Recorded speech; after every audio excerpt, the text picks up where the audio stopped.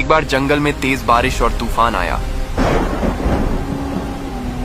उस तूफान की वजह से नदी में 2 अंडे बहते हुए एक सूखी जगह पर आकर रुक गए। कुछ दिनों बाद उनमें से एक अंडा फूटा और उसमें से एक छोटा सा कौवे का बच्चा बाहर निकला। उसने इधर उधर देखा, लेकिन दूर दूर तक उसे कोई दिखाई नहीं दिया सिवाय एक और अंडे के। वो उदास होकर उसी अंडे से चिपक कर भूखा प्यासा बैठा रहा।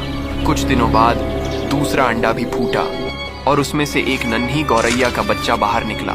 नया दोस्त पाकर कौवे का बच्चा बहुत खुश हो गया। अब दोनों साथ साथ रहते। तुम कौन हो? मैं एक प्रवासी हूँ। तुम यहीं से निकले हो? हाँ, इस अंडे से। वो पेड़ क्या है? वो एक बड़ा पेड़ है। चलो साथ में चलते हैं। हाँ, ये जगह अनोखी है। देखो पेड़ कितना बड़ा है।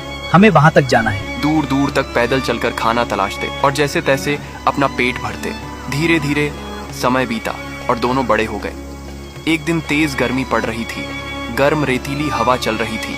गौरैया को कहीं भी खाना और पानी नहीं मिला। वो भूख प्यास से बेहाल हो गई और वहीं जमीन पर बेहोश होकर गिर पड़ी।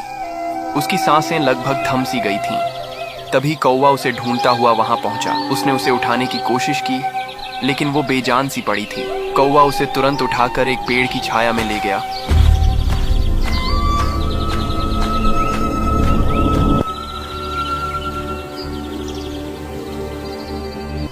तू चिंता न कर, तुझे कुछ नहीं होगा।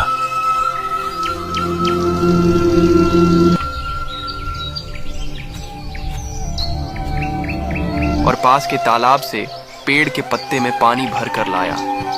उसने धीरे धीरे पानी गौरैया के मुंह पर डाला। कुछ ही देर में गौरैया को होश आने लगा।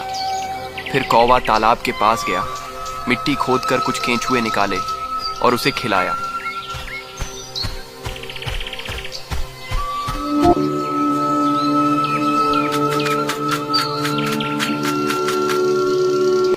दोस्त, अगर आज तू ना होता तो शायद मैं इस दुनिया में ना होती।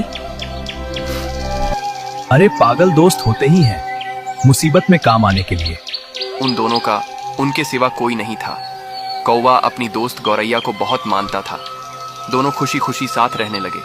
कई महीने गुजर गए। एक दिन गौरैया ने एक विशाल पेड़ के पास अपना नया घोंसला बनाया और खाना लेने चली गई। कौवा थोड़ा आलसी और चालाक था। वो गौरैया के नए घोंसले में रहने लगा। अरे वाह, कितना कमाल का घर बनाया है दोस्त गौरैया ने। मगर उसने बताया नहीं। ओह, लगता है सरप्राइज देना चाहती होगी। जब गौरैया वापस आई और उसने कौवे को अपने घोंसले में बैठा देखा तो वो गुस्से में भला बुरा कहने लगी। ये मेरा घोंसला है कौवे, बिना पूछे यहाँ रहने की हिम्मत कैसे हुई तुम्हारी?